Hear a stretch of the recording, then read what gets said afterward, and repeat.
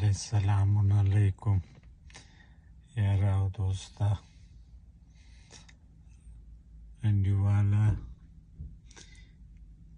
امروز بسیار خنک هوا متوبری تنگ و تاریک کاش که امروز خوب امیدی کلو پاچه می بود که می خوردم امیدی منجی خوب کل وجود اخکارم می کردم امیدی ولی حیفش که به امریکا و امیدی کلو پاچه پیدا نمیشه مجبوری که خودت بروی و امیدی بخری کلموم کلیب پوست پخته کنی و امیدی یک عالم زحمت بکشی تاکه بو کلو پاچم پخته میشه امو خیالی که زدی که امیدی بشینجوی کنی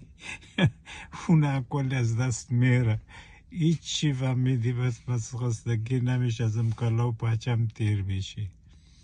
خوشا به حالی وطن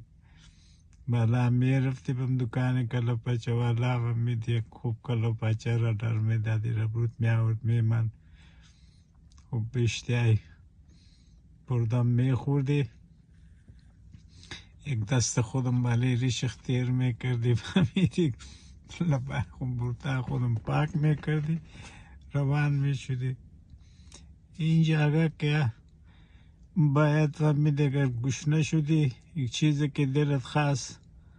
باید بوری چند کیلومتر راه بوری که